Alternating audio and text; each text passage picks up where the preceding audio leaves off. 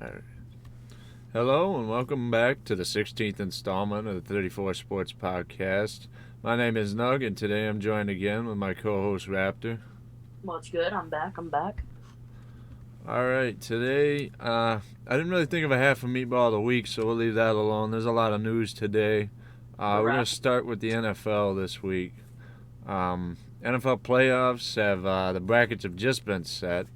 I've been kind of. This is probably the most I've watched football my entire life, so I'm kind of ready to go here.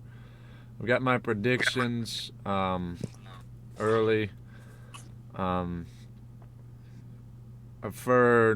Packers Chiefs a bye, but for the Bills and the Colts, I've got the Bills, no doubt. I mean, there's no real reason to it besides that they've got Josh Allen and they've got just a better team all around. Colts have been inconsistent all season.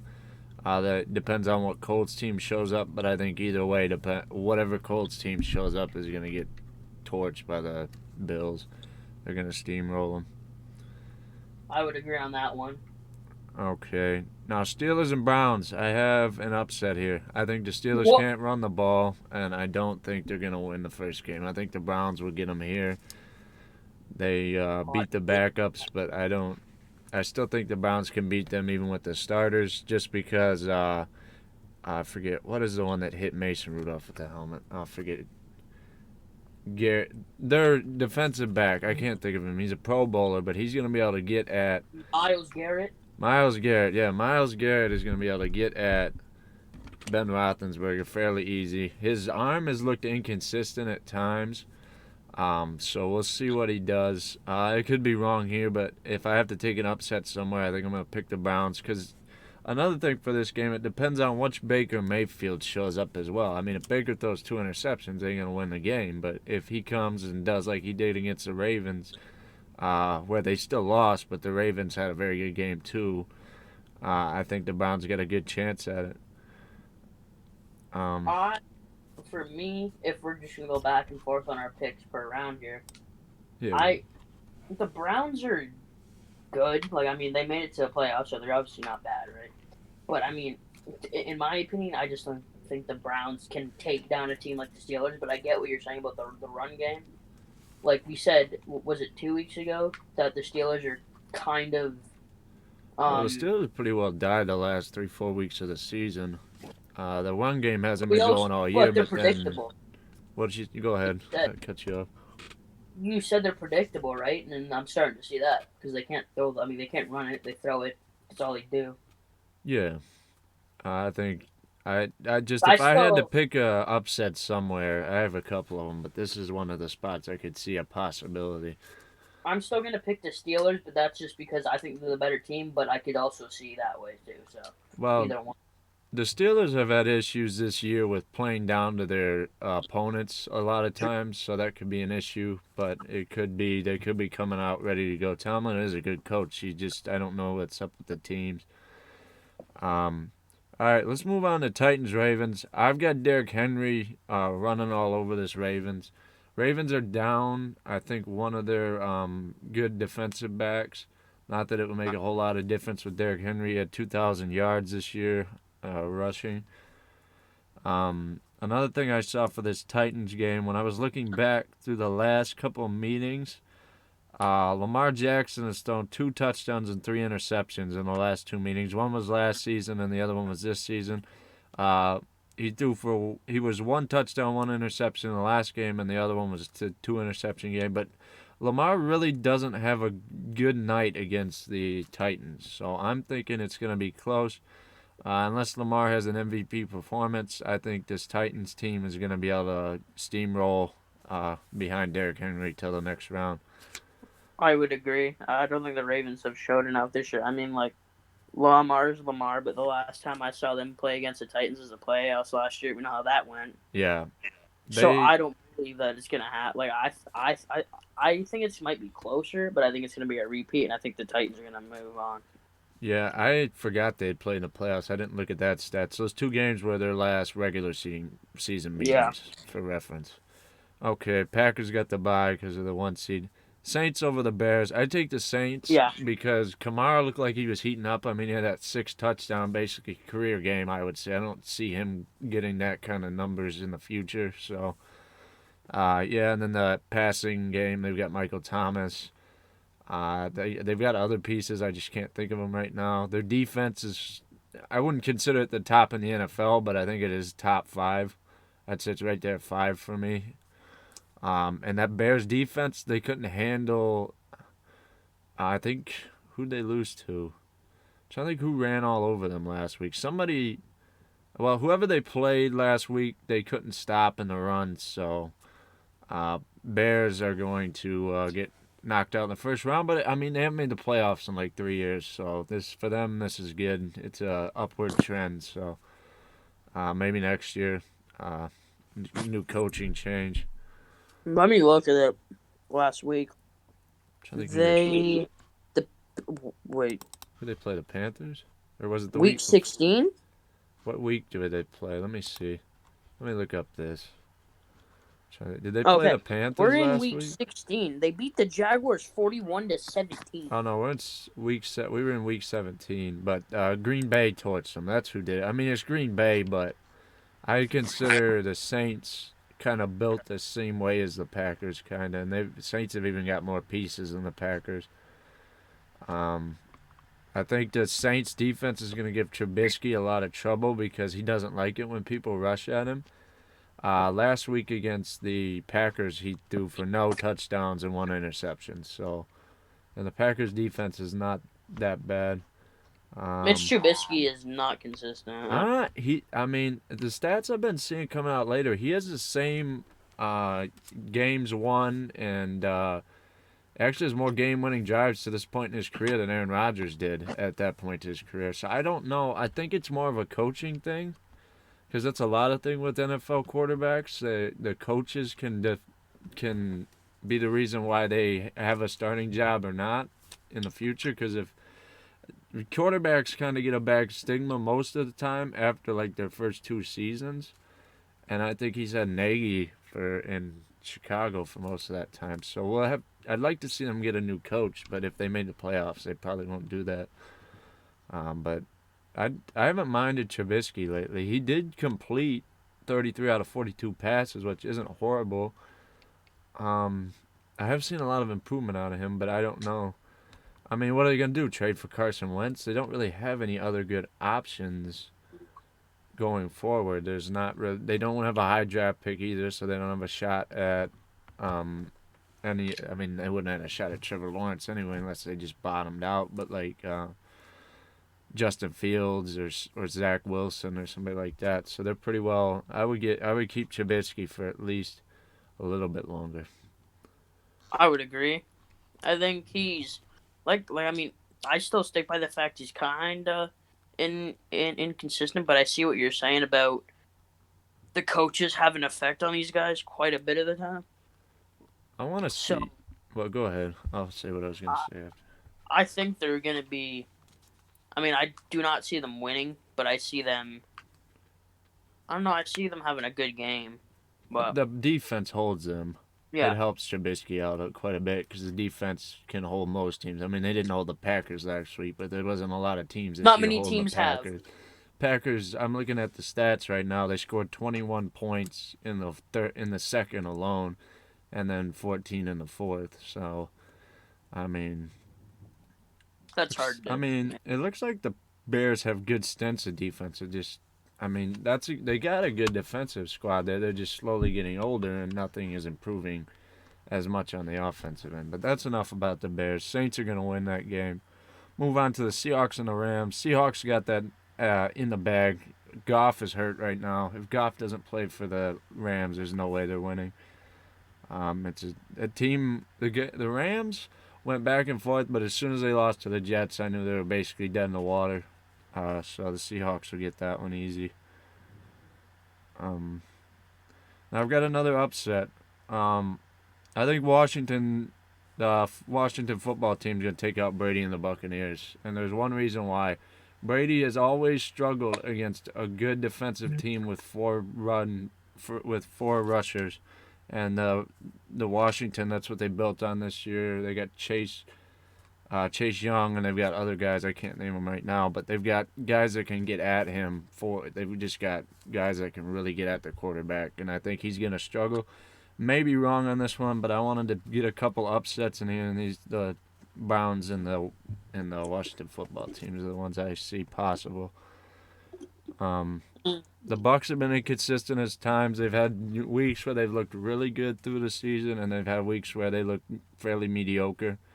Now they have really heated up at the end of the season, so this could just be all for nothing. But I do think it's not going to be easy for Brady with Chase Young. So The Bucks are winning. End of story. That's all I'm gonna say. yeah, There's no way the Washington football team is gonna beat Tom Brady, Gronk, Evans. It's no.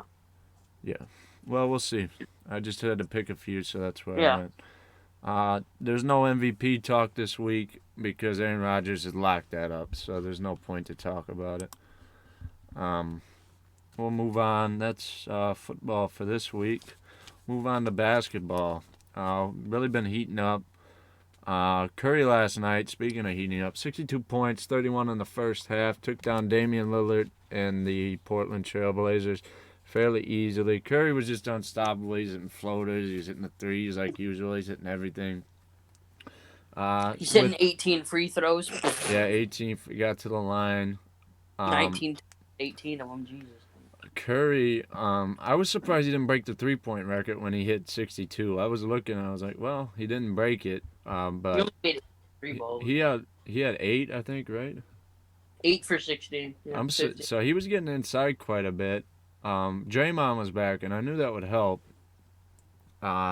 He was more of a glue guy, and I mean, you look at his stats; they aren't that good. He had 8 rebounds, or no, I think it was 8 assists, 4 rebounds, or one. Maybe it was flipped, but he only had 1 point. But his plus minus, which is a key stat you want to look at, was plus 22 and the best on the team. So what that means for people who don't know what plus minus is when he was on the floor, his team gained 22 points because it subtracts when your points go down. But by the end of the game, when he was on the floor, it was plus 22 for him. So that shows just how big of a player that Draymond is for that team. Anybody who says they should trade Draymond needs to shut up because without Draymond, they just aren't the same. We'll see that. We'll talk about this in a minute about Serge Ibaka and the Toronto Raptors. I think that's really hurting them this year, not having a guy that just can be down on the boards and be heavily defensive. But yeah, I'm glad to see Draymond back. I really hate that Clay's out this year. That makes me so mad. I know he can't control it, but it does suck a lot. But Curry is going to have to be MVP Curry for them to do anything in the playoffs, let alone get into the playoffs. It seems as though they've had this slow start. They have brought it back to 500 now, so we'll see what happens from here. It is quite early in the season. All right, we're gonna move on to the power rankings. I'm gonna tell NBA.com's, and then I'm gonna give mine, and Raptor's gonna give his if he wants.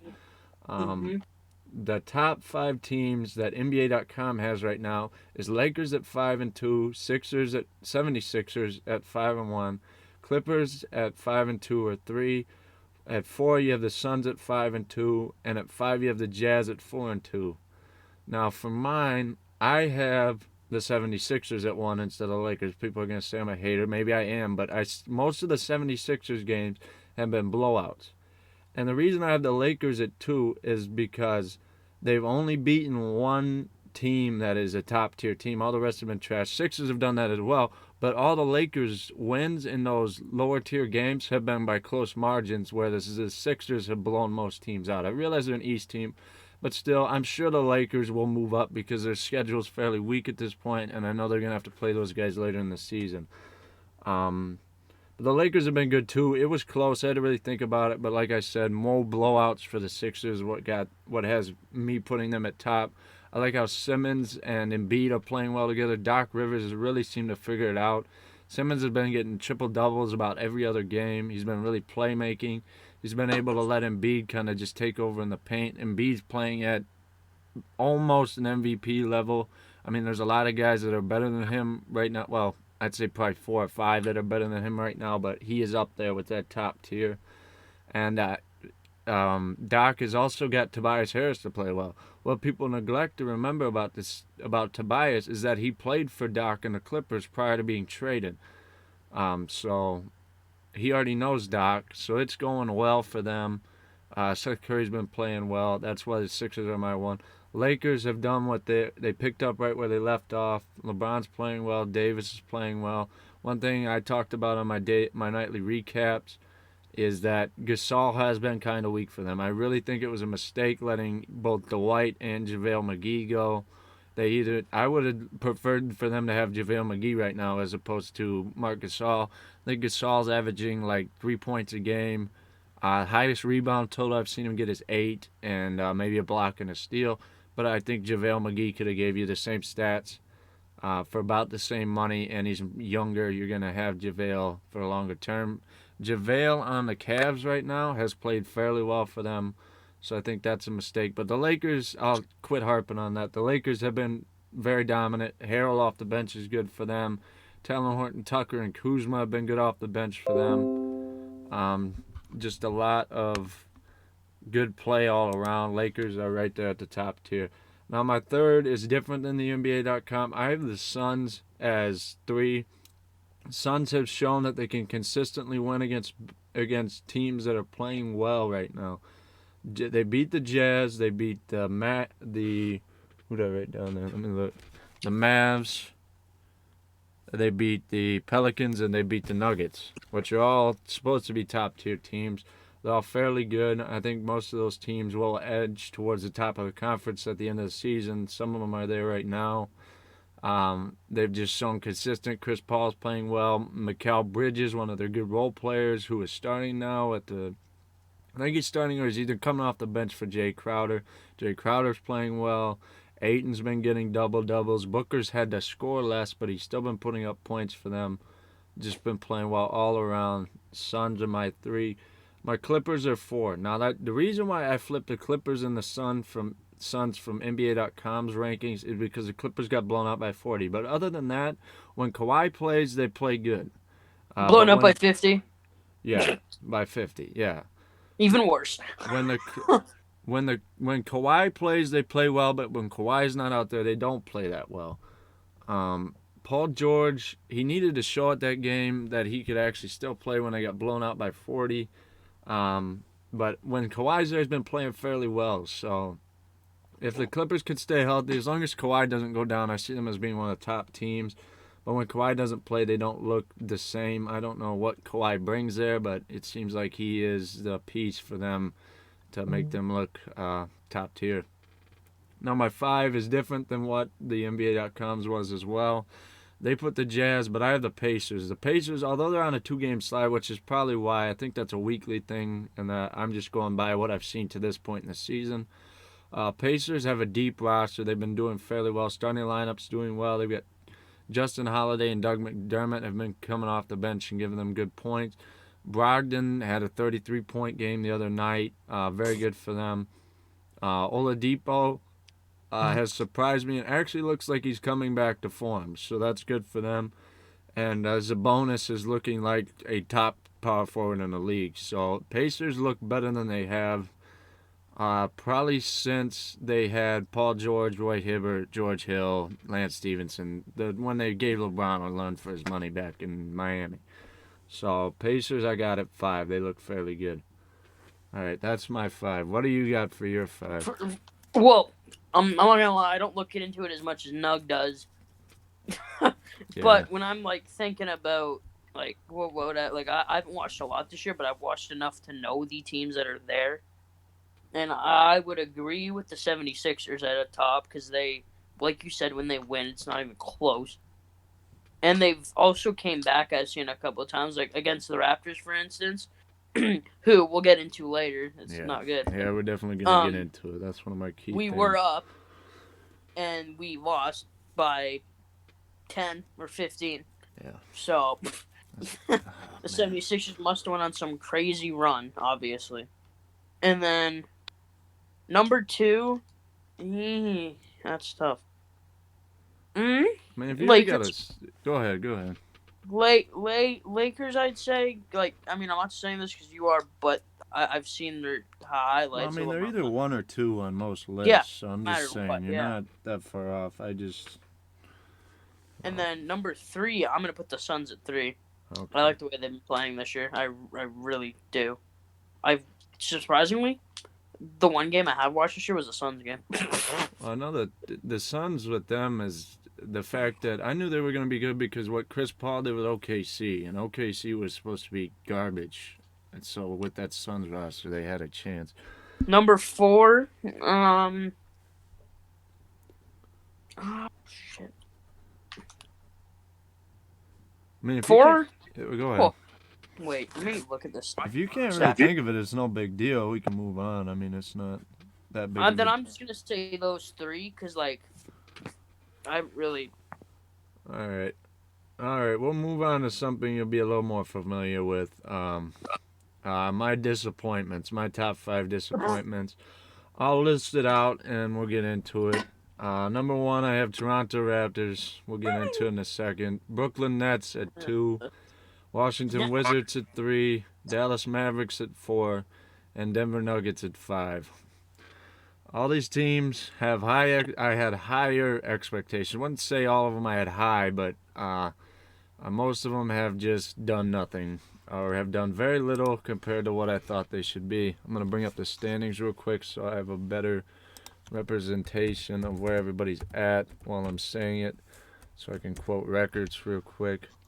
First off, let's get into that one first. Toronto Raptors. Yeah. One of the worst seasons I've seen for them in why won't this work? All right, I'll talk while this is working.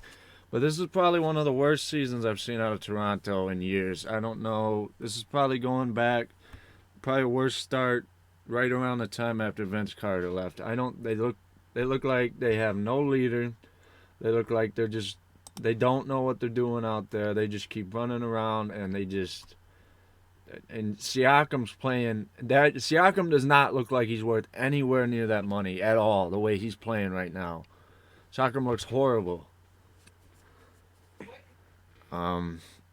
I just really think, and the big situation. I mean, Boucher needs to start. There is no way that Boucher should not start if Baines is getting 8 and 5, 8 points and 5 rebounds. I don't get why.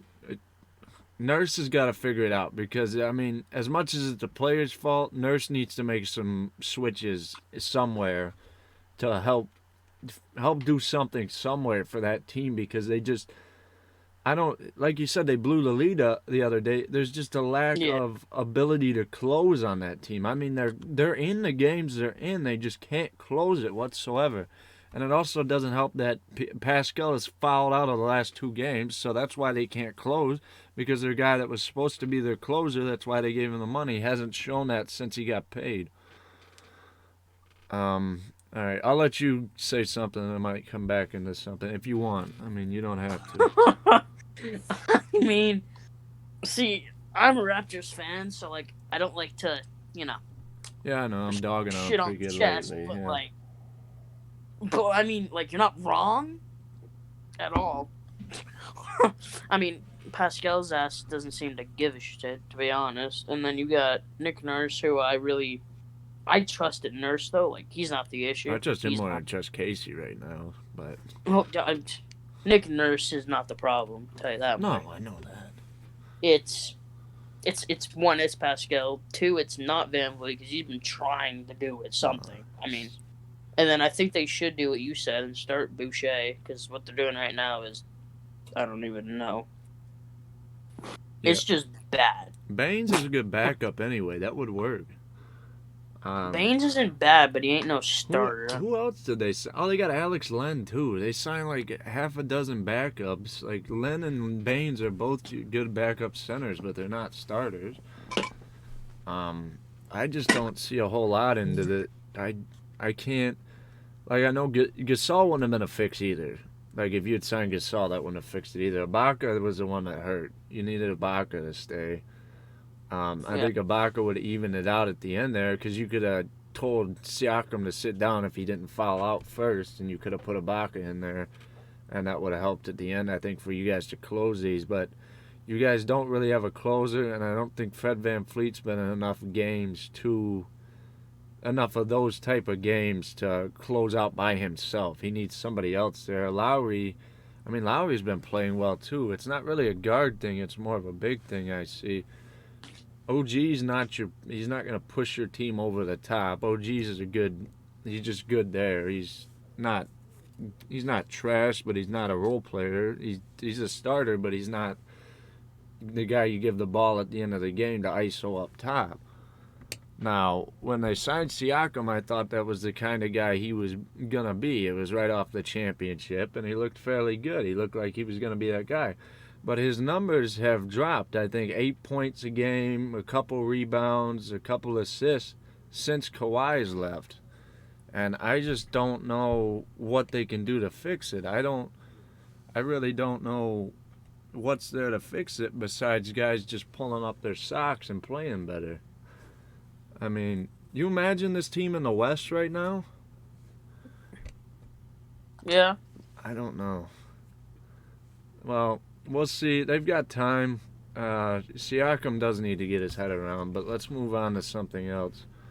Brooklyn. Brooklyn has been a disappointment for me. It seems like they have the same issue with closing as well. They were doing fairly good, and then Dinwiddie went down, and that seems to have thrown a wrench in their whole thing. I've heard talks that they might trade for George Hill in OKC. They might try to bring in George Hill, which I think could work. But it's a shame that Dinwiddie went down. I do think they do have certain pieces that could fill in the slots, but I think George Hill would work for them. Shamet would be a good choice to bring that. If he steps up into that spot, he could really give them some help. Also, last night it was just people not being able to just finish when they have to. Durant and Kyrie, who are the best guys on the team, I mean, you can't really put anybody over them. You'd be stupid to. Both missed shots that they needed to hit at the end of the game. Now, am I going to bet against the Nuggets in 4 months? Probably not. But right now, they don't look insanely good. They look about mid-tier right now, but they've got time to figure it out. All right, we'll move on to the Wizards. Wizards, I thought, were going to be a borderline 8. Right now, they look borderline draft lottery. Actually, not borderline, probably about the 6th pick. But the Wizards it's not Westbrook's fault. It really isn't. He's been getting triple-double on top of triple-double. I think he's already had 4 or 5 at this point. Beal's been playing well.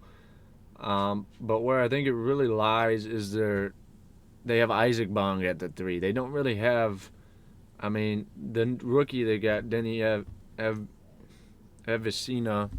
Danny Avija. Avija, yeah, there you go. All right, but he's too young to fit that role, and Bonga's just not going to get you points. You don't really have a lot coming there. And then at the 4, they've got Hashimura's out right now. That would help them, but Hashimura got pink eye doing God knows what. I'm not going to get into that, but there's pink eye in both eyes, a little bit sus.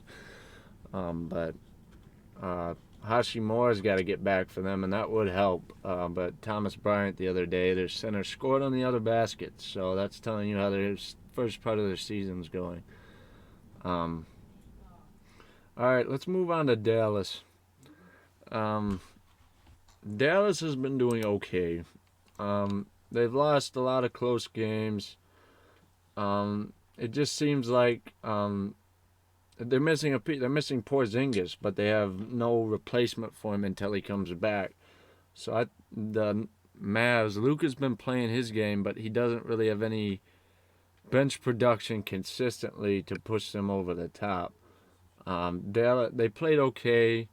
One thing I need to see is Josh Richardson play a little bit more consistent. He's been kind of hit or miss at times, in the literal and the physical sense. He's been breaking some shots too. He just needs to play better for them. He's given them about 13. I think he needs to be closer to 18 with the amount of offense on that side of the ball that they have. He should be one of their top 3 guys, and he's not. They've got Tim Hardaway Jr. has been playing fairly well for them.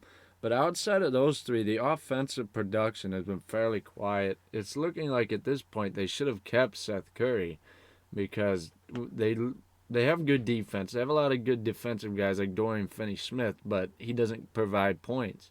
And they need more points. They're just getting outdone on the offensive end. Luka can't put up a ton of points. He's a playmaking guy, and if you got guys bricking shots, it's not going to bode well.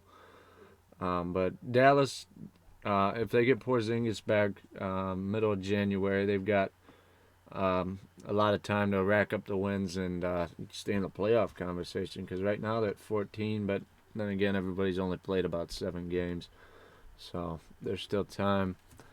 And my last one at 5, I have Denver Nuggets. The Denver Nuggets, I've said it on the nightly recap, and I'm saying it here. The lack of wing defenders are going to kill them now, and it's going to kill them in the playoffs. Because now they don't have anybody that is effective, that can effectively guard a guy like LeBron, a guy like Durant, not that they'll see Durant in the playoffs, a guy like even Andrew Wiggins would, or Oubre might give them issues in the playoffs because I got them, even if they get in at about a 4 and a 5, and that's about where I see Golden State if they pick it up, although Golden State hasn't played well either. But right there, they're going to have issues guarding any good small forward or even power forward. Davis is going to take them to town because Paul Millsap cannot guard Davis. The loss of Jeremy Grant and Torrey Craig has been huge for them. Jeremy Grant for Detroit is putting up 22 a game, like 7 rebounds, the occasional steal and block. Actually, I think he has about a steal and a block a game, shooting about 45%. The reason why he didn't want to stay in Denver is because they want him to take a defensive role, but and I mean they need the defense, but they could have said you can score more, and they've actually needed it lately because Michael Porter Jr. has had good games and he's had okay games, but they can't consistently start him because he can't play defense. That's going to be Denver's downfall. I think by losing these wing defenders, they've set themselves back at least a year. Now they're reliant on guys like Michael Porter Jr. and other young guys to kind of get better quicker than they would have been if they had still had Jeremy Grant or I'm not going to keep repeating, but Torrey Craig. If they had those guys, they would have still been in the contention for Western Conference Championship. But now I think they're second round out if they don't figure stuff out quicker. All right, that's enough on Denver. I'm going to move to my surprises. I'll let you go. Do you have any surprises early in the season that you see? The Cavaliers. That's who I have at my 1. I did not expect Cleveland. You got anything on that other than just surprising? Not really. They did not expect them to do anything. Okay, I'll get into it then. Cleveland has had really good post presence. From the other night, Larry Nance Jr. dominating John Collins, which was very surprising.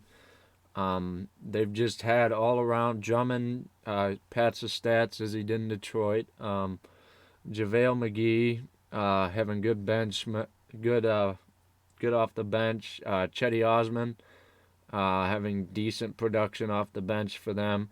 Colin Sexton looking like an all-star, although I don't think he would on many other teams, but it works in Cleveland. Darius Garland doing okay for them. Just all around, they've just had players that have just picked up the pace, and they put up a fight against teams I didn't think they were. They've downed Atlanta the other night. Not that Atlanta's a top team in the conference, but didn't expect that. Now that'll be my transition. Let's move on to Atlanta. That's my number 2. Atlanta has surprised me, especially with the way they fought against the Nets. I think honestly the Nets could have won both games, but they didn't. And Atlanta they just look good. Trey has playmaked, sometimes even to the point where it has been a detriment to the team, but they've won most of the games. The only time I saw him over playmake was against Cleveland. He only got 19 points that game, what you say, only 19, but he had been averaging 25-30 at that point. So that's one thing I see they got to watch with Trey is that he doesn't want to score sometimes.